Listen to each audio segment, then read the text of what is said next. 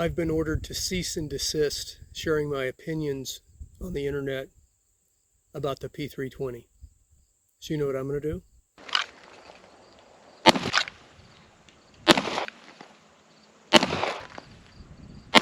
I'm going to make a video talking about the P320.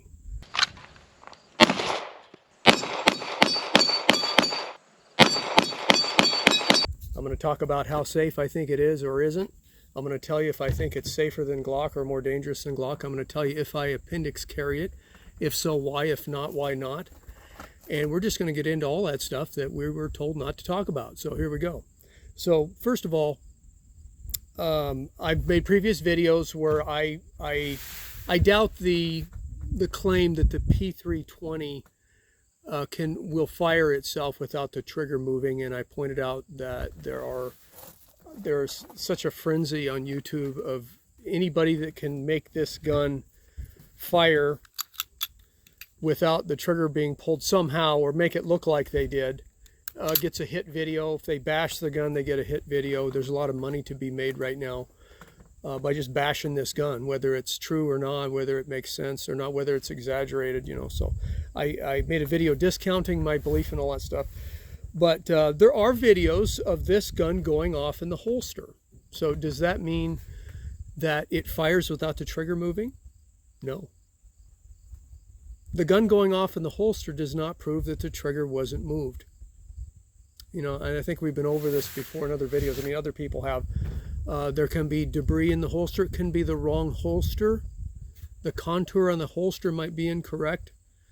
A person's finger can be trapped, even though their finger's off the trigger. As they reholster, their finger can be trapped and forced into the holster and pull the trigger. And that's happened before. But there are videos where the cop's hand isn't even close to the gun and the gun goes off. But in every one of those videos, the person is moving, the holster is moving. The gun doesn't go off sitting on the table. You know, and the story about the airman sat it on the table, shot him in the chest. Well, it turns out that's not true. That's not what happened. We don't know everything that has happened, but we know that somebody's been arrested in that case. So that gun was not sat on a table and fired itself in the holster without anybody touching it or moving it in any way. So the thing is, the jury's out on this stuff. But let's get into, is the P320, is there something about the P320 that makes it more dangerous than the Glock? All right, so I've already cleared my P320 here. I got my Glock 19, cleared that too. There's a big difference in the trigger configuration between the Glock and the P320. The P320 is just a straight trigger like you'd see on a 1911. Kind of, I mean, a 1911 is shaped different, but it's just one piece of metal. Pull the trigger, the gun goes off. The Glock has a little trigger on the trigger called the trigger safety. The internet slang is the dingus. And unless that little trigger is pressed, the big trigger can't move. It blocks the big trigger from moving. If you try to move the trigger without touching the little trigger, then the gun does not, the trigger will not actuate. You got to depress the little trigger first before the big trigger can go off. The trigger pulls also, it's longer, it's heavier than a P320. Look how long it is. I'm hitting the dingus right there, taking up the slack, taking up the slack, taking up the slack, and it's quite heavy. I don't know how, I don't have a trigger gauge, but I mean, it's probably 10 pounds. It's pretty heavy.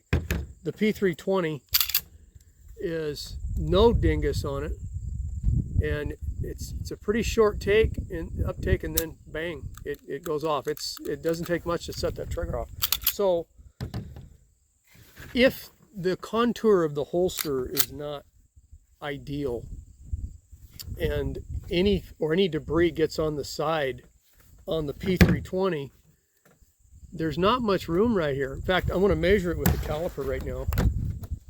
How much room is between the side of the trigger guard and the trigger?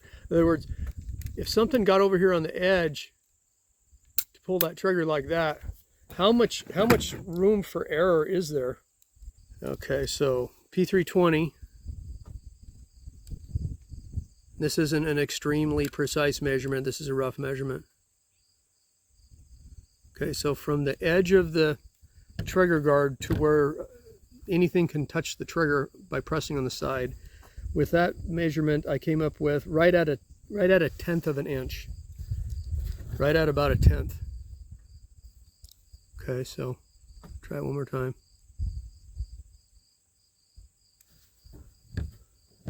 Right at a 1/10 of an inch. Okay, so that's the margin of error for any debris that might come in, or a finger, or a piece of the holster, the contour of the holster. If it gets up against here, it's okay. But if it has a 1/10 of an inch that can get inside this area, it can activate that trigger and fire the gun by just pressing on the edge like that. All right, so let's compare it to the Glock now.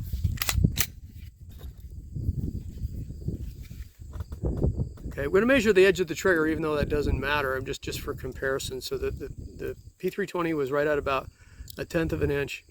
The edge of the trigger here is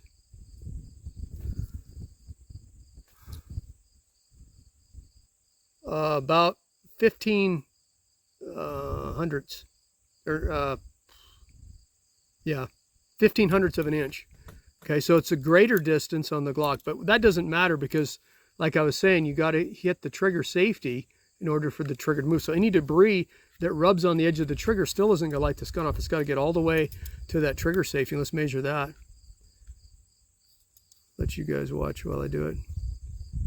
And that's really the purpose of the trigger safety, I think, is obviously when you press the trigger on purpose, you're going to hit that. If your finger goes in there, you're going to hit that trigger safety. But if part of the holster or anything in the holster gets on that, it would have to move. It would have to come inside almost a 1/3 of an inch, 0.310.